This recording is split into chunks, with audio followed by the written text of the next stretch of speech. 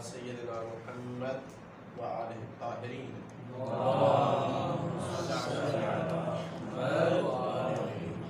ولعنة دائمة على أعدائهم أجمعين.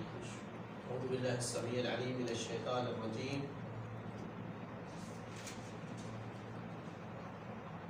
يا أيها الذين آمنوا إن جاءكم فاسق بنبأ فتبينوا أن تصيبوا قوما بجهالة فتصبحوا على ما فعلتم نادمين. کل اس آیت کا شان نزول بیان کیا تھا. حقیقت یہ آیت بھی ہمیں ایک ادب سکھا رہی ہے مسلمانوں کو رسول اسلام کے ساتھ. عرض کیا تھا کہ ممکن نہیں تھا کہ رسول اسلام ایک فاسق کی خبر پر اتنا بڑا قدم اٹھائے کہ ایک قوم کو نقصان پہنچانے والے ہوں بغیر تحقیق کے. تو اللہ تعالیٰ کو منع کیوں کرنا پڑا کہ ایسا نہ کرو؟ اس لیے کہ صحابہ کہہ رہے تھے کہ ان پہ حملہ کرو. جب ولید آ گیا ہے خوف دے کر کے ڈر کے اور کہہ رہا ہے کہ وہ مجھے قتل کرنا چاہتے تھے، تو ان کی جرأت کیا ہوئی کہ آپ کے ایک بھیجے ہوئے نمائندے کو انہوں نے جو ہے وہ قتل کرنا چاہا.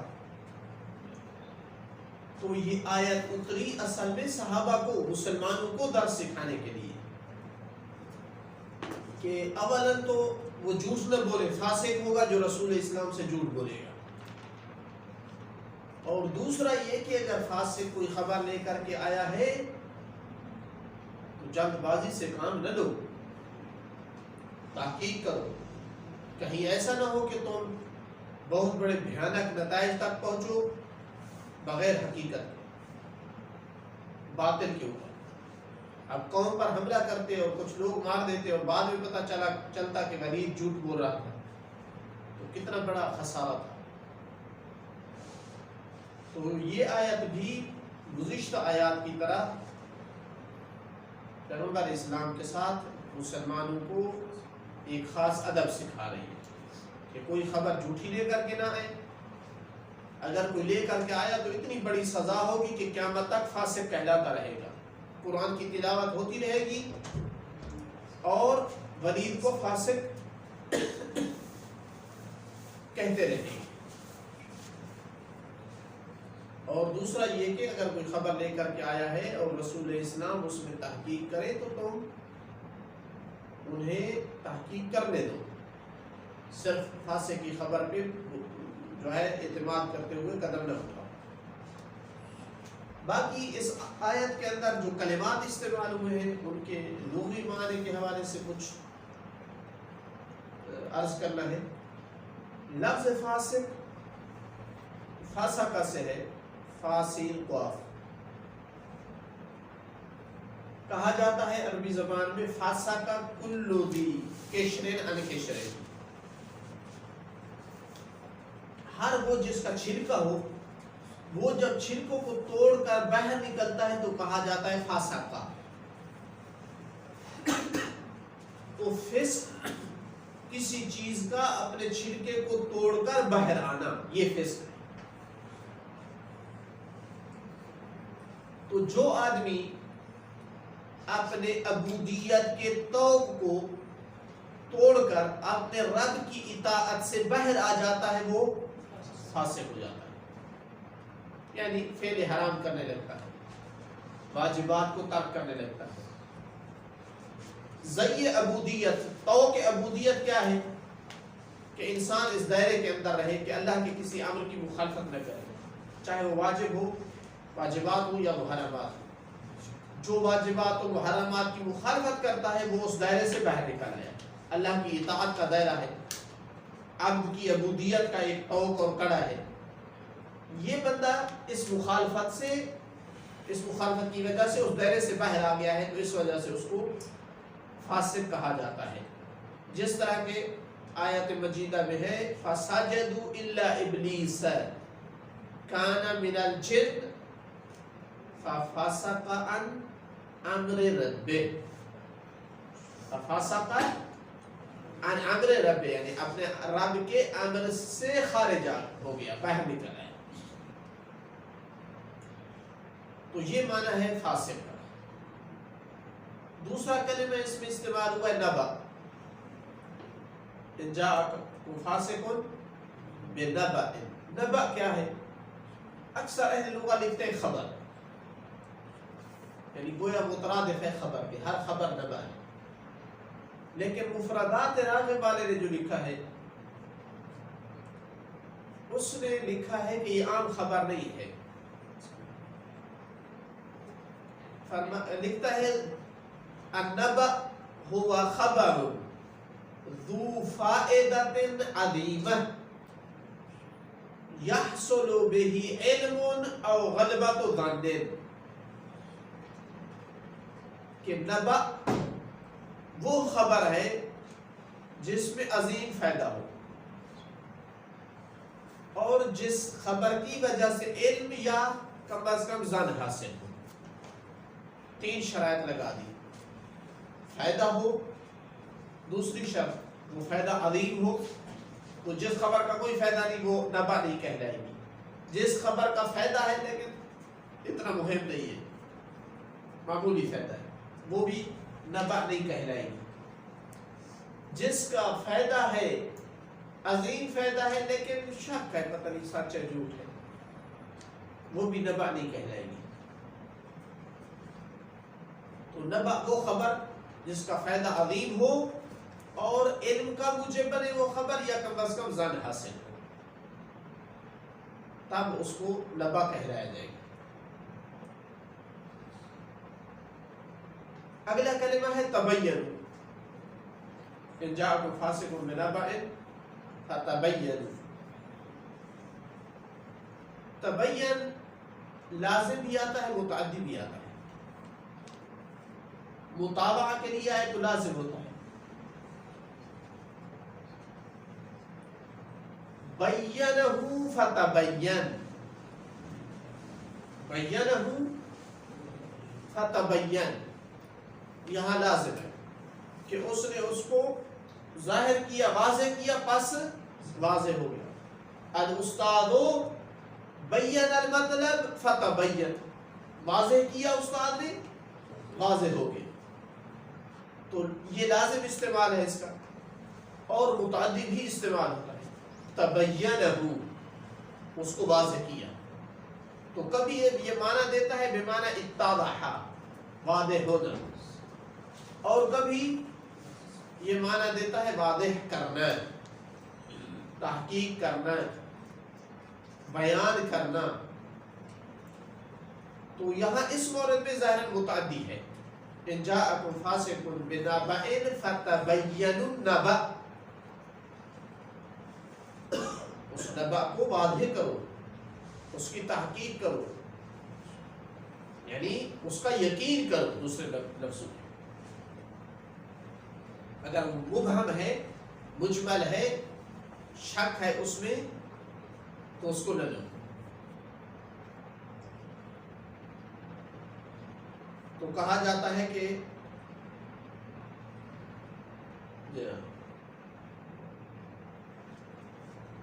تبینہ یعنی تأملہ حتی اتضح، اس میں تأمل کیا، اس میں تحقیق کی. اگلا کلمہ ہے اس کے بعد جہالہ. ان تصیبوا قوما بجہالۃ. جہل دو معنوں میں آتا ہے. ایک علم کے مقابل، علم کا نہ ہونا. کبھی جہل بسیط ہوتا ہے جب عدم علم ہو، اور کبھی جہل مرکب ہے جب علم بالخلاف ہو، بالباطل ہو، یعنی عدم حقیقت کو حقیقت سمجھ رہا ہو، جس سے جہل مرکب کہتے ہیں. ایک یہ معنی ہے جہل کا علم کے مقابل. دو قسمیں ہوگی، جہل بسیط اور جہل مرکب. دوسرا معنی جہل کا کہ ایسا کام انجام دینا جس کو نہیں دینا چاہیے تھا، جلدی کی وجہ سے، ہلکے پن کی وجہ سے، علم نہ ہونے کی وجہ سے، سفاہت کی وجہ سے، یہ بھی جہل ہے۔ جیسا کہ اور یہ دونوں معنی استعمال ہوئے قرآن میں کلمہ جہل کے۔ مثلا ایک جگہ آیا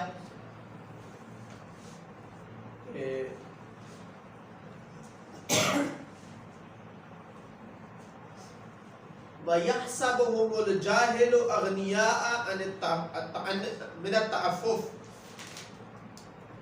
اور جو یہ اصحاب صفہ کے بارے میں کہ جو جاہل ہے، یعنی ان کے حالات سے آگاہ نہیں ہے، وہ ان کو اغنیا تصور کرتا ہے۔ یحسبهم الجاہل اغنیاء، جاہل یعنی جو عالم نہیں ہے، جس کو معلومات نہیں ہے ان کے بارے میں، وہ ان کو غنی تصور کرتا ہے عفت کی وجہ سے، تعفف کی وجہ سے، جو ہاتھ نہیں پھیلاتے ہیں۔ تو یہاں جاہل بمعنی غیر عالم کے استعمال ہوا۔ دوسری جگہ موسیٰ علیہ السلام کی قوم نے جب کہا کہ ہمارا بندہ قتل ہو گیا اور پتہ نہیں کون قاتل ہے، تو کہا کہ تم گائے لو اور اس کو ذبح کرو، تو کہا قالوا اتتخذنا ہزوا، تو ہمارے ساتھ مذاق کر رہا ہے۔ گائے کا کیا تعلق ہے بندے کے قتل کے ساتھ کہ ہم گائے لیں اور اس کو ذبح کریں؟ قال اعوذ باللہ ان اکون من الجاہلین، میں اللہ کی پناہ مانگتا ہوں کہ میں جاہلین میں سے ہو جاؤں۔ کون سے جاہلین؟ یہاں کیا مراد ہے جاہلین سے؟ یعنی جو نہ جاننے والے ہیں؟ نہیں، سفیہ، بے وقوف، احمق۔ کیونکہ ایسے موقع پر کہ جہاں بندہ قتل ہو چکا ہے اور اس کے قاتل کی تحقیق کرنی ہے، ایسے موقع پر مذاق کرنا اور کہنا جاؤ گائے لے اور اس کو ذبح کرو، تو یہ حماقت ہوگی۔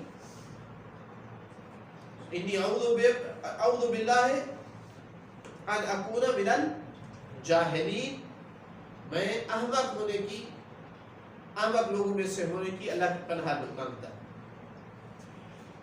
تو جہل دونوں معنوں میں استعمال ہوتا ہے۔ یہاں کون سا جہل ہے اس مورد میں؟ اس آیت نبا میں کون سا جہل مراد ہے؟ ان تصیبوا قوما بجہالۃ، عدم علم ہے کہ تم عدم علم کی وجہ سے قوم کو نقصان پہنچاؤ، یا سفاہت اور بے وقوفی کی بنیاد پر ایک فاسق کی خبر پر اعتماد کرتے ہوئے قوم کو نقصان نہ پہنچاؤ؟ کیا مناسب لگ رہا ہے؟ دوسرا والا زیادہ مناسب لگ رہا ہے کہ اگر ایک فاسق کی بات پر اعتماد کرتے ہوئے تو ہم نے قدم اٹھا دیا تو بے وقوفوں والا کام ہوگا، احمق لوگوں والا، سفیہ لوگوں والا کام ہوگا، جلد بازی سے کام لینے والا، جس کے پاس حلم نہ ہو، حوصلہ نہ ہو، صبر نہ ہو، ایسے لوگوں والا کام کر کے پھر تم ندامت کرو۔ کیونکہ جلد باز کو ہمیشہ ندامت ہوتی ہے، ہمیشہ وہ ایسے ہی کام کرتا ہے اور اس کے نتیجے میں ندامت اٹھاتا ہے۔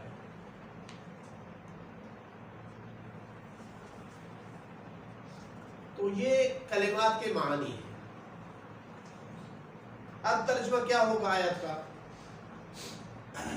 کہ اے اہل ایمان، اگر کوئی فاسق بہت بڑی خبر لے کر کے آئے تو اس کی تحقیق کر لو، اس ڈر اور خوف سے کہ کہیں تم کسی قوم کو بے وقوفی کی وجہ سے نقصان پہنچاؤ اور پھر اپنے کیے پر تم نادم ہو جاؤ۔ تو آیت اس بات پہ دلالت کر رہی ہے کہ خبر پر عمل کرنا یہ مفروغ عنہ تھا، کہ لوگ خبر پر عمل کرتے تھے۔ آیت صرف اتنا تدخل کرنا چاہتی ہے کہ فاسق کی خبر ہو تو تحقیق کر لو۔ اس کا مطلب ہے کہ یہ آیت تائید کر رہی ہے کہ واقعاً عقلاء کی سیرت پائی جاتی تھی خبر پر عمل کرنے میں، لیکن کون سی خبر؟ جس کا انہیں اطمینان ہوتا تھا، سچ آدمی کی خبر ہوتی تھی، سچے آدمی کی خبر ہوتی تھی۔ فاسق کی خبر پر عمل کرنا عقلاء بھی اسے کیا سمجھتے تھے؟ حماقت سمجھتے تھے۔ تو معلوم ہوا کہ یہ آیت تأسیسی معنی پر دلالت نہیں کر رہی، یہ تأکیدی معنی پر دلالت کر رہی ہے۔ دوسرے لفظوں میں اس میں نہیں جو ہے، نہیں مولوی نہیں ہے، نہیں ارشادی ہے کہ تمہاری اپنی عقلیں بھی رہنمائی کرتی ہیں کہ اگر ایک فاسق بہت بڑی خبر لے کر کے آیا ہے تو بغیر تحقیق کے اس پر اعتماد کر کے قدم نہیں اٹھانا چاہیے۔ تو گویا آپ کہہ سکتے ہیں کہ پھر جملہ یہ آیت حجیت خبر پہ دلالت کر رہی ہے، لیکن قدر متیقن وہ خبر کہ جس پر عمل کر کے اعتماد کر کے اقدام کرنا حماقت نہ ہو۔ یہ تعلیل ہے نا، ان تصیبوا قوما بجہالۃ فتصبحوا علی ما فعلتم نادمین۔ یہ علت جیسے کہا جاتا ہے العلت تعمم وتخصص، کہ صرف اس خبر پر عمل نہ کرو جو جس خبر پر عمل کرنا بے وقوفی ہو، ندامت کا موجب بنے۔ اس کا مطلب ہے کہ باقی اخبار پر عمل کرنے میں کوئی حرج نہیں ہے، جیسا کہ کر رہے ہیں، کہ جس پر عمل کرنا ندامت کا موجب نہ بنے، بے وقوفی اور حماقت نہ کہلائے، جلد بازی نہ کہلائے، یعنی ایسی خبر جو سقاط لوگوں کی خبر ہو اور موجب اطمینان ہو۔ تو پھر جملہ یہ آیت خبر واحد کی حجیت پہ دلالت کر رہی ہے۔ اب اس میں اختلاف ہے کہ کس خبر کی حجیت پر، خبر ثقہ یا خبر موثوق بہ۔ زیادہ صحیح یہ ہے کہ خبر موثوق بہ کی حجیت پہ دلالت کر رہی ہے، یعنی ایسی خبر جس کے حاصل ہونے سے اطمینان ہو جائے، چاہے وہ کسی قرینے کی وجہ سے ہو، ضروری نہیں ہے مخبر عادل ہو، مخبر ثقہ ہو، قرینے کی وجہ سے بھی اگر تمہیں اطمینان ہو گیا ہے تو اس پہ عمل کرنا بے وقوفی نہیں ہوگا، اس پہ عمل کرنا جلد بازی نہیں کہلائے گا۔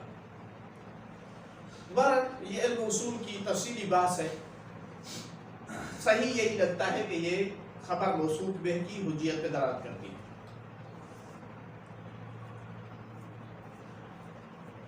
ان تصیبوا قوما بجہالۃ، یہ محل نصب ہے، مفعول من اجلہ، اور مضاف جو ہے وہ محذوف ہے۔ خشیۃ ان تصیبوا یہ مضاف ہے، یا کراہۃ ان تصیبوا، تو وہ جو مضاف ہے حقیقت وہ محل نصب میں ہے، یہ تو پھر محل جر میں ہو جائے گا مضاف الیہ۔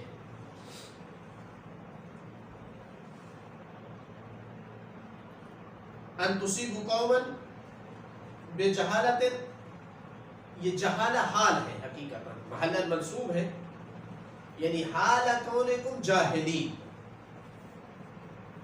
حال کونکم جاہلین، تم کسی قوم کو نقصان پہنچا دو۔ تو خلاصہ یہ ہوا اس آیت کا کہ آیت مسلمانوں کو ایک ایسے امر کی طرف ارشاد کر رہی ہے جو امر عقلاء کے اندر پہلے سے پایا جاتا ہے، نیا معنی نہیں ہے، اور وہ یہ کہ ہر کسی کی خبر پر اعتماد کرتے ہوئے قدم نہیں اٹھانا چاہیے۔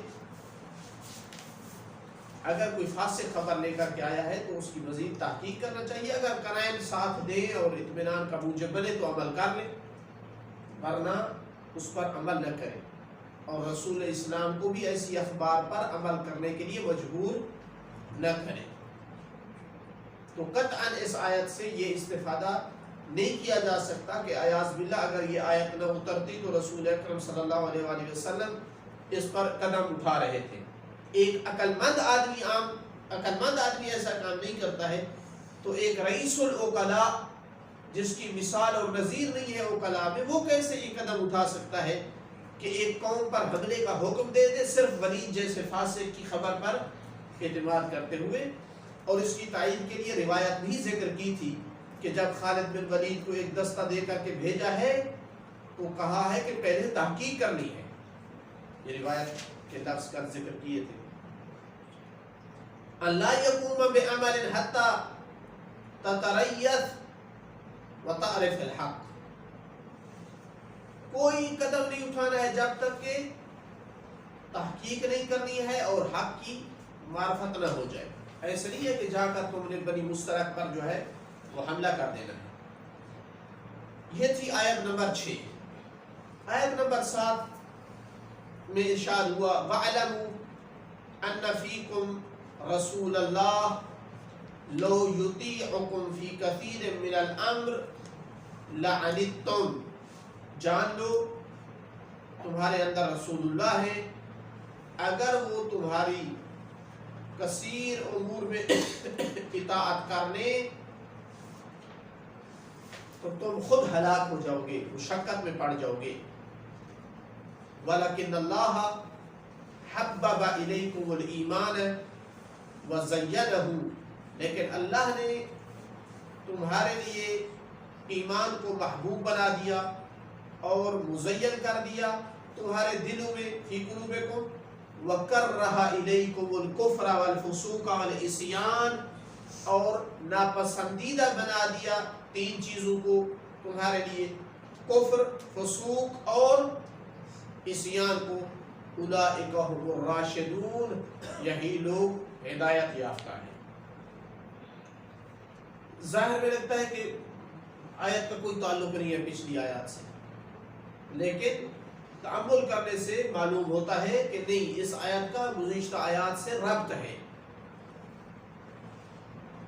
پچھلی آیت میں منع کیا گیا ہے کہ احمقوں والا کام نہ کرو. اس آیت میں کہا جا رہا ہے کہ تمہیں علم ہونا چاہیے تمہارے اندر رسول اللہ جیسی ہستی ہے. پھر تو اصلاً کوئی معنی نہیں بنتا کہ تم بے وقوف والے کام کرو. جب ایسا آدمی موجود ہے جس کا اللہ سے رابطہ ہے، جو یعنی جس کے علم کی کوئی حدود نہیں، حکمت کی کوئی حدود نہیں، تمہارے اندر ایک ایسی شخصیت ہے جس کا کمال مطلق کے ساتھ کانٹیکٹ ہے، اس کے ہوتے ہوئے تم ایسے بیوقوف والے کام کرو، اس کا کوئی معنی نہیں بنتا. تو اسی لیے کہا کہ وَاعْلَمُوا، جان لو. اب ان کو پتہ ہے کہ رسول اللہ ہے، پھر وَاعْلَمُوا کہنے کا کیا معنی ہے؟ یعنی تم ایسے حرکتیں کرنے لگے ہو گویا تمہارے اندر رسول اللہ نہیں ہے اور تمہیں علم ہی نہیں ہے. تو پہلے ان کے علم کو عدم علم کی منزل پہ نازل کیا ہے کہ گویا تمہیں خبر ہی نہیں ہے کہ رسول اللہ تمہارے اندر ہے، اور پھر اللہ انہیں جنوا رہا ہے. یہ خطابت کا ایک طریقہ ہوتا ہے کہ اگر کوئی اپنے علم پر علم والے اثرات مترتب نہیں کر رہا، جہل والے اثرات مترتب کر رہا ہے، تو اس کو آپ کہہ سکتے ہیں کہ جان لو ایسا ہے. جیسے کہ ایک بندہ نماز نہیں پڑھتا، اس کو علم ہے نماز واجب ہے، آپ پھر بھی اسے کہتے ہیں کہ تجھے علم ہونا چاہیے کہ نماز واجب ہے. یعنی گویا تم جاہل ہو اور تمہیں اس خبر دینے کی ضرورت ہے اس بات کی. تو کہا کہ جان لو تمہارے اندر رسول اللہ ہے. اچھا، پھر چونکہ وہ مجبور کر رہے تھے کہ ولید کی بات پر عمل کیا جائے، اور بعض لوگ صحابہ میں ایسے تھے جنہیں ہمیشہ ایسی محفلوں میں جوش آتا تھا، گھر میں بیٹھ کر میدان میں جاتے تو اور حالت ہوتی، لیکن ایسے موقع میں مسجد نبوی میں اور مدینہ میں اور کوئی خوف ڈر نہ ہو تو بہت جوش آتا تھا. ہر جگہ تلوار اٹھا کر یا رسول اللہ مجھے اجازت دینا میں یوں کر دوں. تو صرف نمبر بنانے کے چکر میں. تو یہاں اسی بات کی تائید آ رہی ہے، تاکید آ رہی ہے کہ اگر تمہاری ہر بات پر رسول اللہ عمل کرنے لگ جائیں تو نتیجہ ہلاکت ہوگی۔ تمہارے اندر جتنی حکمت اور وہ ہے نا، پتہ نہیں کیوں اتنا مسئلے کو بڑھا دیا گیا ہے، اتنا بڑھا دیا گیا ہے کہ صحابہ کی بس بات کرنا ہی انسان مصیبتیں اور مشکلات کھڑی کر دیتا ہے۔ چند دن پہلے وہ آفتاب اقبال کو بھی معذرت کرنی پڑی، پتہ نہیں کیا بات اس نے کی، میں نے تو نہیں سنی اس کی، میں نے معذرت سنی ہے کہ میں صحابہ کی قدر کرتا ہوں۔ بہرحال یہ چیزیں ہم تب سیکھیں گے جب ان نقائص کی طرف متوجہ ہوں گے تاکہ ہم نہ دہرائیں۔ لیکن ایسا مقام دے دیا کہ اہل بیت کے مقابل کے گویا صحابہ بھی معصوم تھے، جو کچھ ان کے اندر تھا اس کے باوجود بھی وہ معصوم تھے، چونکہ شیعہ اہل بیت کو معصوم کہتے ہیں۔ تو کچھ لوگوں نے صحابہ کو کی عصمت کا دعویٰ کر دیا۔ بہرحال اب قرآن کی تو چینج قرآن کو تو نہیں کر سکتے، تو قرآن کہہ رہا ہے کہ لو یطیعکم فی کثیر من الامر، اگر تمہاری اطاعت کر لے رسول اللہ کثیر امور میں، لعنتم، تو نتیجہ کیا ہوگا؟ تم مشقت اور ہلاکت میں پڑ جاؤ گے۔ عنتا کا لغوی معنی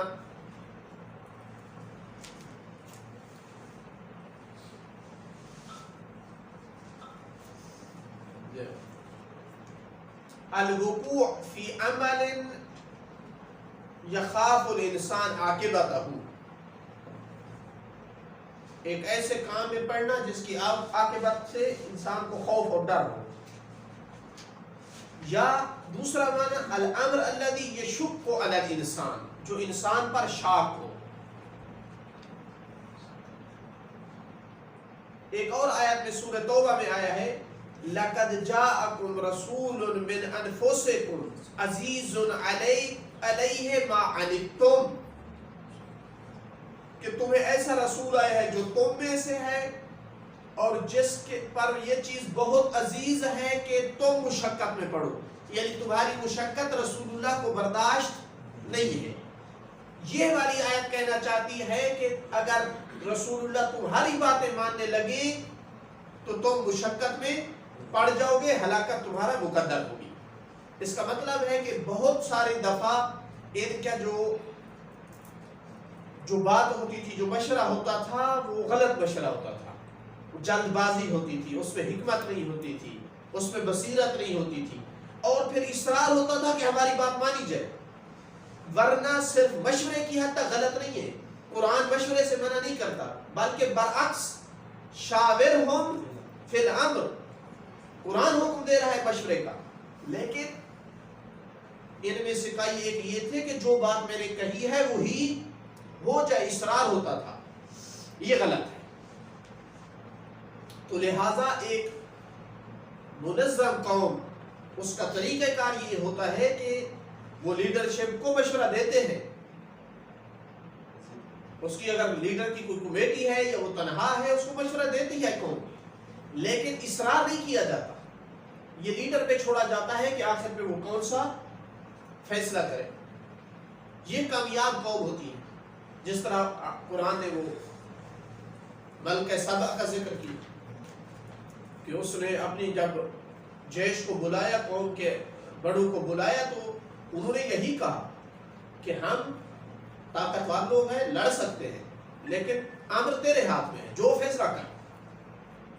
تو اس نے ان کا مشورہ نہیں مانا اور فیصلہ کیا، اور وہی فیصلہ درست تھا کہ میں ہدیہ بھیجتی ہوں، اگر قبول کر لیا تو پھر جنگ کریں گے، اگر قبول نہ کیا تو پھر لگتا ہے اللہ والا ہے، پھر اس سے جنگ نہیں کریں گے، کیونکہ اگر وہ غالب آ کر ہماری بستی میں آ گئے تو جو عزیز لوگ ہیں ان کو ذلیل کر کے چھوڑیں گے۔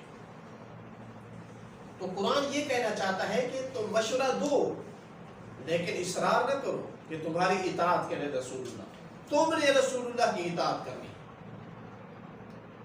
اب قرآن کی کتنی آیات ہیں رسول اللہ کی اطاعت کرو، رسول اللہ کی اطاعت کرو۔ کبھی کبھی نوبت یہاں تک آ جاتی تھی کہ اللہ کو یہ کہنا پڑتا تھا کہ رسول اللہ پر تمہاری اطاعت واجب نہیں ہے،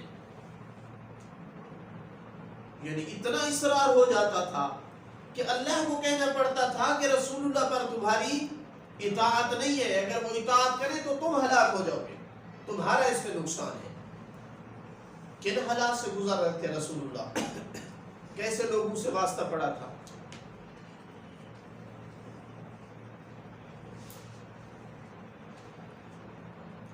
تو لہٰذا یہ آیت مربوط ہے پچھلی آیت سے کہ تم جلد بازی سے کام نہ لو, تمہارے اندر ایسی حکیم ذات موجود ہے, ایسا عقل کامل موجود ہے, اس کی بات مانو, اپنی بات نہ منو. وَلَكِنَّ اللَّهَ حَبَّبَ إِلَيْكُمُ الْإِيمَانَ وَزَيَّنَهُ, لیکن اللہ نے ایمان کو تمہارے لیے محبوب بنا دیا ہے اور مزین کیا ہے, زینت بخشی ہے ایمان کو.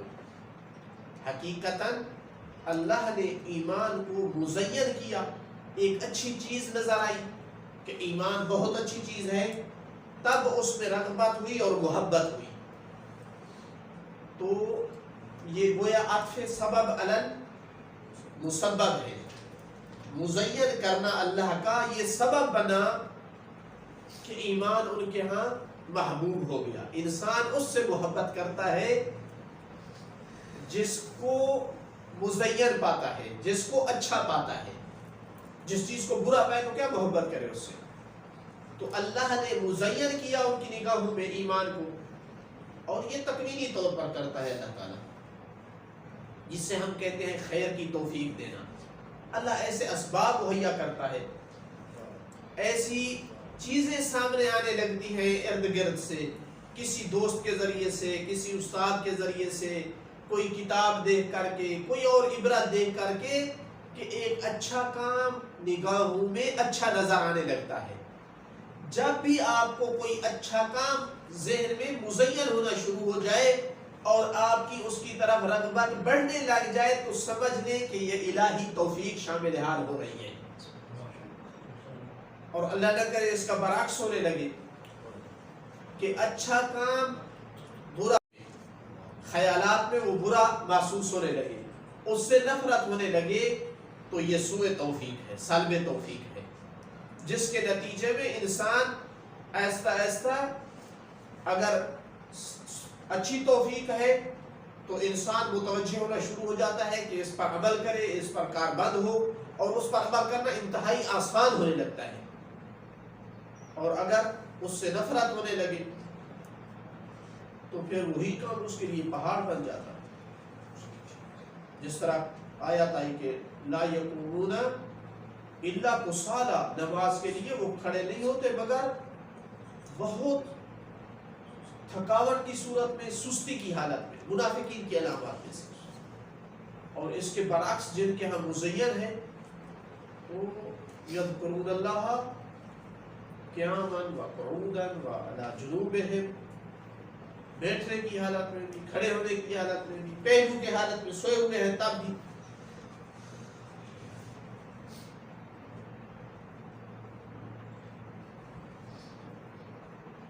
تو اللہ نے تمہارے لیے ایمان کو محبوب کیا اور مزین کیا تمہارے دلوں میں. یہ آیت ایک بڑے لطیف معنی پر دلالت کر رہی ہے, اور وہ یہ کہ ایمان کی حقیقت محبت ہے. حبب الیکم الایمان, محبت کے بغیر ایمان تصور نہیں ہے. نفرت اور ایمان جمع نہیں ہو سکتے. اگر آپ نے اللہ پر ایمان لائے ہیں تو صحیح ایمان وہی ہے جس میں آپ کے دل میں اللہ کی محبت ہے. اسی لیے کہا کہ ان الذین آمنوا اشد حبا للہ, ان کی شدید ترین محبت کس سے ہوتی ہے؟ اللہ کی ذات سے ہوتی ہے. رسول اللہ پر ایمان نہیں ہو سکتا جب تک ان کی ذات سے محبت نہ ہو. ایمان پر ایمان ممکن نہیں ہے جب تک کہ محبت نہ ہو. تو یہ ممکن نہیں ہے کہ کوئی کہے مجھے رسول اللہ سے محبت نہیں ہے اور میں ان کی نبوت پر ایمان رکھتا ہوں. ایمان کی حقیقت محبت ہے. حبب الیکم الایمان, کثیر روایات میں یہ معنی وارد ہوا ہے. حل الدین الا الحب، کیا دین محبت کے علاوہ کسی چیز کا نام ہے؟ یعنی دوسرے لفظوں میں چند محبتوں کو اگر اکٹھا کیا جائے تو ان کا مجموعہ دین بن جاتا ہے۔ جب پوچھا گیا کہ یا ابن رسول اللہ چھٹے امام سے کہ کیا حل الحب والبغض من الدین، کہاں ہے سائل، یہ بھی مسلمان ہے، اس کا تصور دیکھیں کہ یہ پوچھ رہا ہے کہ کیا حب اور بغض بھی دین میں سے ہے؟ اس کو شک ہے کہ حب اور بغض دین میں سے ہے یا نہیں، اس کا دین سے کوئی تعلق نہیں۔ تو جواب بڑا عجیب ملا، حل الدین الا الحب، کیا دین حب کے علاوہ کسی چیز کا نام ہے؟ یعنی تصور میں کتنا فرق آ گیا۔ وہ یہ پوچھنا چاہتا ہے کہ کیا محبت اور بغض ان کا دین سے کوئی تعلق ہے؟ جواب میں امام فرماتے ہیں کہ محبت کے علاوہ دین کچھ ہی نہیں۔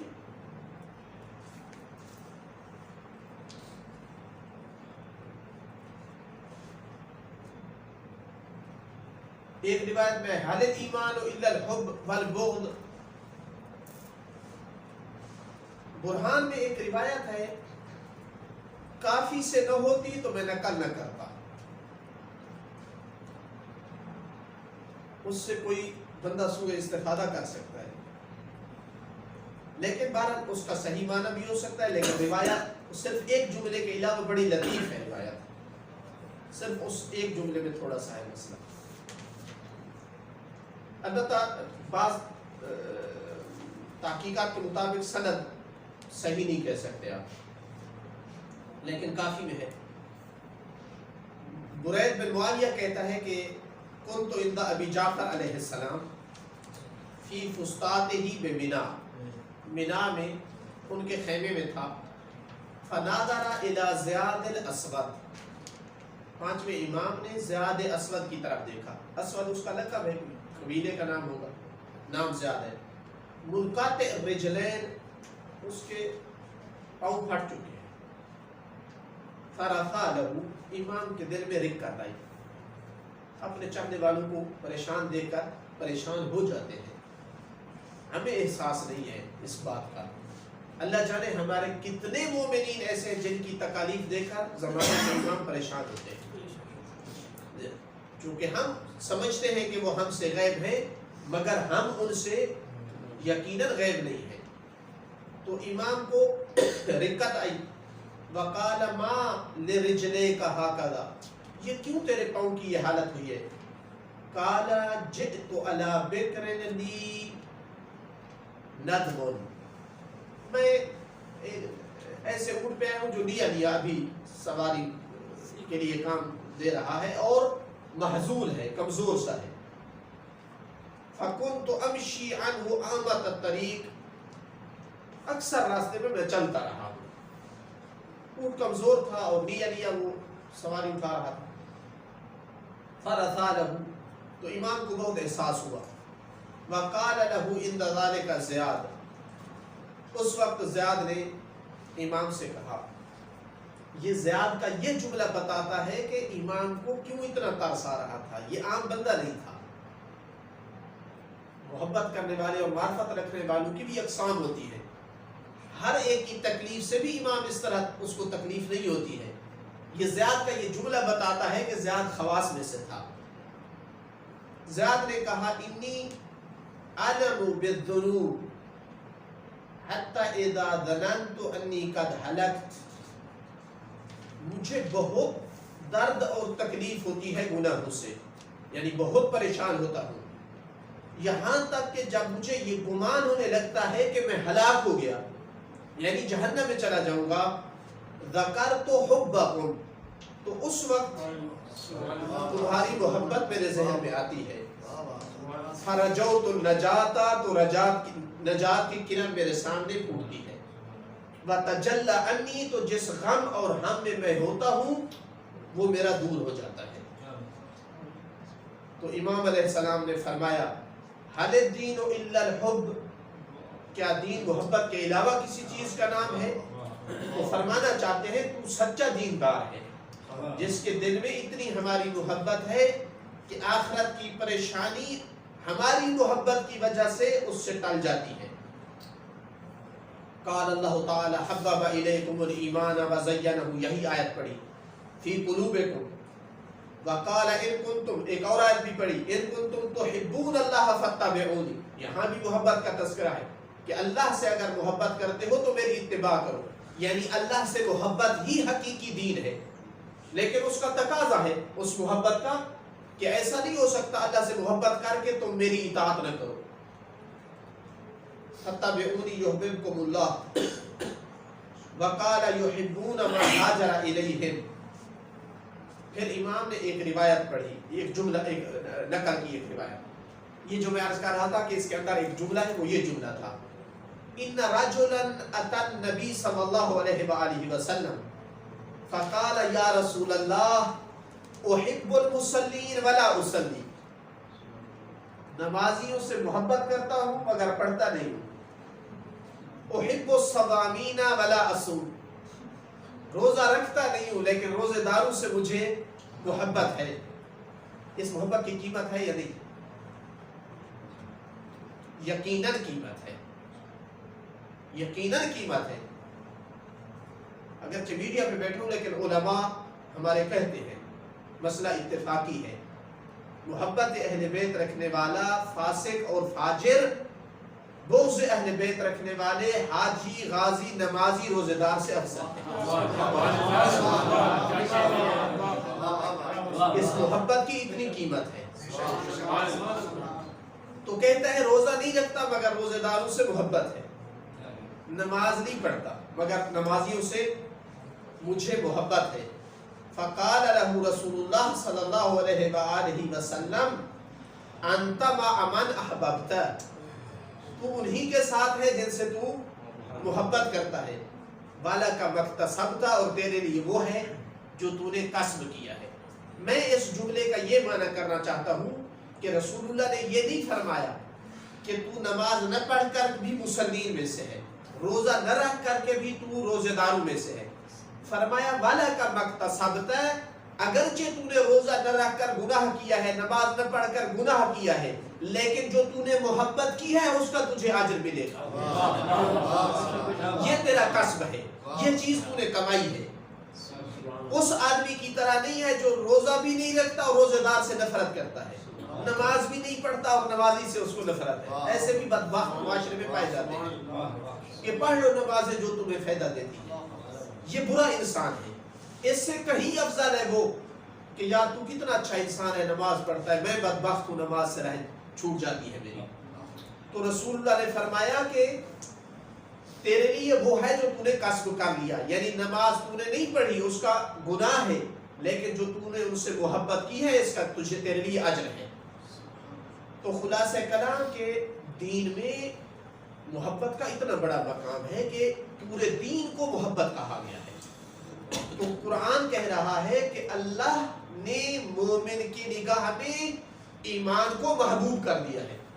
تو اس کا مطلب ہے کہ ایمان کی حقیقت محبت ہے اور بے ایمانی کی حقیقت وَكَرَّهَ إِلَيْكُمْ الْكُفْرَ وَالْعِصْيَانَ. مومن کے لیے اس سے نفرت قرار دی ہے، جو منافق ہے اس کے دل میں ان چیزوں کی محبت ہے. الکفر والعصیان ان کی محبت ہے، اور کرہ الیہم الایمان، اور ایمان کی نفرت ڈال دی ہے. اس کا تتمہ انشاءاللہ کل ذکر کریں گے. والحمدللہ رب العالمین.